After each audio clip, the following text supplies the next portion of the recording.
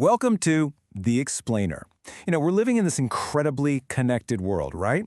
Well, today we're going to break down some amazing insights from a lecture by Dr. Thomas Weakley on a skill that's become absolutely essential: cultural intelligence. All right, let's kick things off with a number, a big one, 70%.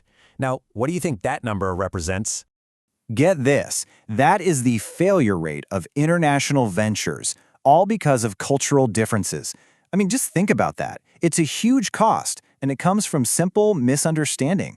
It really shows you what's at stake when we don't get the cultures we're working with. So yeah, this is the big takeaway here. In our world, which feels like it's getting smaller every single day, this isn't just some small problem. A global misunderstanding is a massive challenge. And believe me, this isn't just theory. We're talking 90%, a staggering 90% of top executives from 68 different countries who say that leading across cultures is their single biggest headache in management. So you're probably asking the same thing I am, right? How do we fix this? How can we learn to actually work well, to be effective in any culture we step into? Well, that's where Dr. Weakley's lecture gives us a path forward. And the solution he talks about isn't about being book smart in the old-fashioned sense. Nope, it's about building a totally different kind of intelligence. He calls it cultural intelligence, or for short, CQ. And what is it? It's your ability, your capability to function effectively no matter what cultural setting you're in. Super practical, right? You've heard of IQ, right? Your intellectual horsepower. And you definitely know EQ, your emotional intelligence. Well, CQ is like the third leg of the stool. It's the piece of the puzzle that was basically designed for the world we live in now, for globalization. And here's the really cool part. CQ isn't some fixed trait you either have or you don't. No way, it's a skill you can actually learn and get better at. It breaks down into 4 core capabilities. Now, for this explainer, we're going to zero in on the first 2, which are really the foundation: drive and knowledge. Okay, so let's start at the beginning, the absolute foundation. The first skill, CQ drive. Think of CQ drive as the engine that powers everything else. It's all about your motivation. It's that genuine interest, that confidence, and just the sheer energy you bring to the table when you're in a new cultural situation. But to really tap into that drive, Dr. Weakley says you have to go deeper. You have to ask yourself a much more fundamental question first. What is my purpose? And this Mark Twain quote he shared just nails it. The 2 most important days in your life are the day you were born and the day you find out why.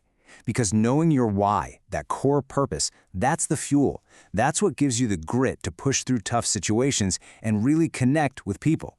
And once you have a handle on that purpose, man, everything just clicks into place. It gives your life meaning, for sure. It simplifies things, helps you focus your energy. It becomes the source of all your motivation. And you need that motivation when you're tackling something as complex as cultural differences.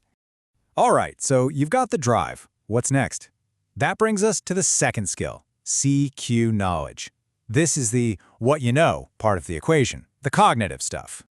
So CQ knowledge is your grasp of cultural norms, values, and all that. But, and this is super important, it is not just about memorizing a bunch of facts about food or holidays. It's way deeper. It's about understanding the underlying systems of a culture.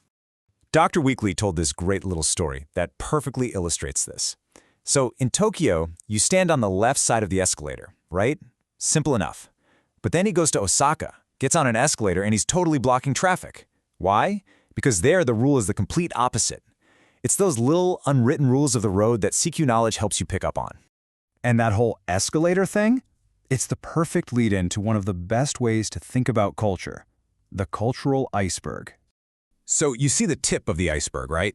That's the stuff that's obvious, the things you can easily see: language, food, holidays. But the real action, the vast majority of the iceberg, is hidden down below the water.